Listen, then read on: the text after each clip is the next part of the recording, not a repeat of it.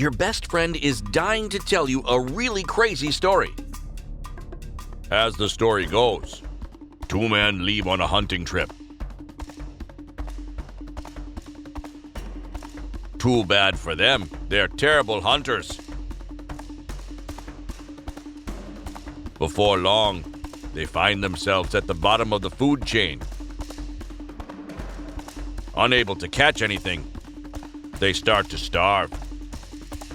Then they come up with a great idea. Like animals, they decide to fight each other to the death. The last man standing would eat the other's corpse. He would go on to live the rest of his life as a flesh-eating cannibal. The lone survivor leaves no trace of the other man and... Suddenly, before the end of the story, you pick up a club and kill your bestie. So much for BFFs. Why? Thanks, Alexis Stevens, for leaving this great comment. I think the narrator for these riddles and Sophia are working together. Yeah, I'd be happy to work with her, long as she doesn't talk to me, touch me, or come anywhere near me. It's fine. The lone survivor was your best friend. How else could he have known the story? Being a flesh-eating cannibal, you had to kill him or risk being his next meal.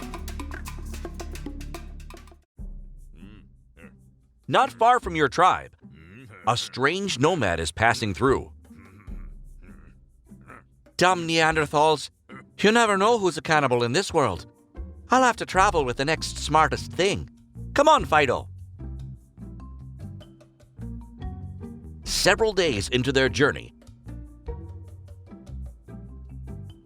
she finds herself standing on one side of a river, while Fido was stuck on the other side. Poor Fido never learned to swim and is terrified of water. Come on, boy. Let's get out of here before we evolve into even dumber humans. Soon they're reunited. Fido crossed the river without getting wet and without using a bridge or boat. After all, it's ancient times. Those things don't exist until later when the aliens come to build them. So, how did the doggy do it? Luckily, it's a dog-eat-dog world, not human-eat-dog world. Otherwise, this little guy would be in trouble. But even a psychopath couldn't eat caveman's best friend. That would be too terrifying. Fido crossed the river without getting wet because the river was frozen. Looks like the Ice Age came quickly that year. The next morning, Sophia and Fido wake up and hike south for 15 miles. In the afternoon, they turn east and hike for another 15 miles. In the evening, they turn north and hike for a final 15 miles, returning to where they started. There, they find a bear eating Fido's dog food.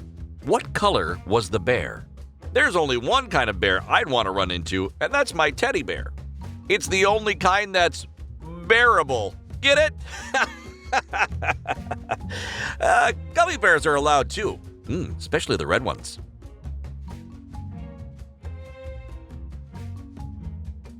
The only place you can hike 15 miles south, 15 miles east, then 15 miles north and end up back at your starting point is the North or South Pole. Polar bears are only seen in the north, and they are white. Don't bother, Fido. This planet will self-destruct anyway. Just give it a few thousand years. Weird. For a strangulation, there's no mark on the neck. I need you to tell me what was the murder weapon. We know the killer used one of these items. He shows you a plastic bag with a wrench, a gun, a rope, and a bottle of Vicodin.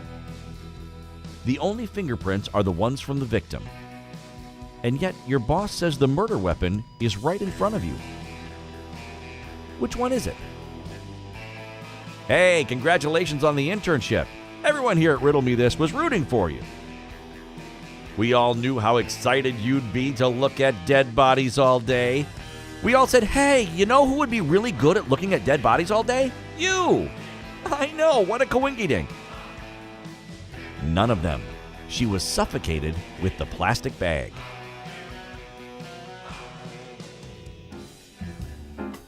After work, you go to Big Fishy Burger, down by the shore to celebrate your first day. You're about to bite into a boiled seagull burger when you hear a splash in the water and then yelling, "Help! My fiancé just slipped!" No seagull burger for you. The young man's lifeless body is recovered, and you examine him. Water is pouring out of his mouth. It seems like he drowned. Cole, the boyfriend. I was gonna propose. I don't know what happened. Maybe he slipped.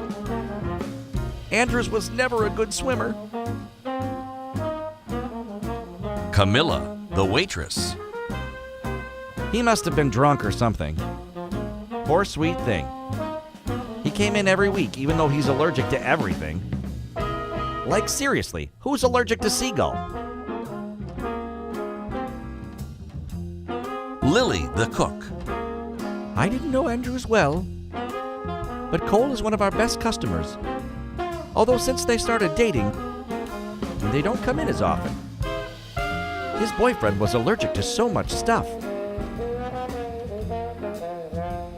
Jan Etor, the janitor. I was putting some rat poison on the deck when I saw him fall in the water. Never thought he would drown. And yet, after examining the body for half an hour, you realize Andrews did not drown. Why?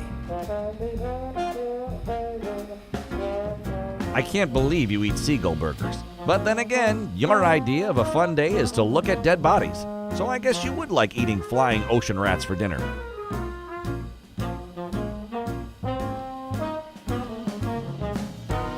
You found water in his lungs. When someone drowns, their trachea closes, preventing water from entering their lungs. It's only after many hours that the body shuts down completely and allows water in. This can only mean one thing.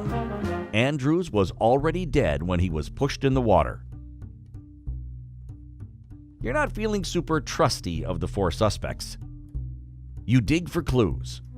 A double veggie burger was thrown in the bin with only one bite mark matching the victim's jaw.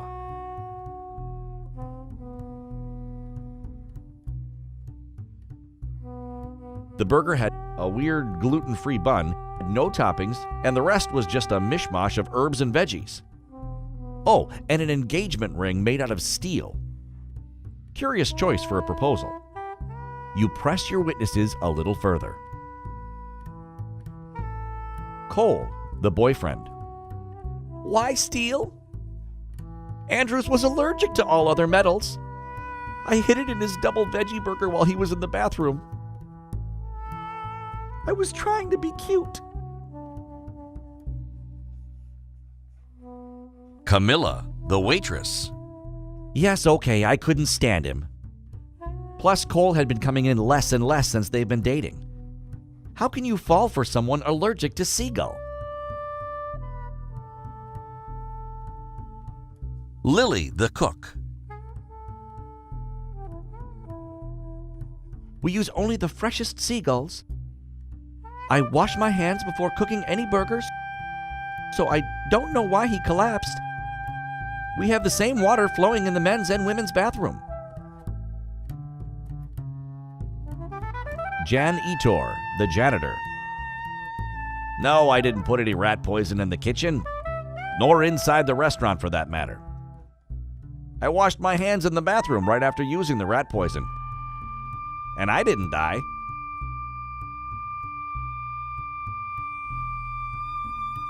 So, how did Andrews die? Come on, it's in the name. Fishy burger? Why would you go there in the first place? And again with the seagull burgers? You're fishing for trouble. Fishing, get it? Get it? I'm getting too old for this.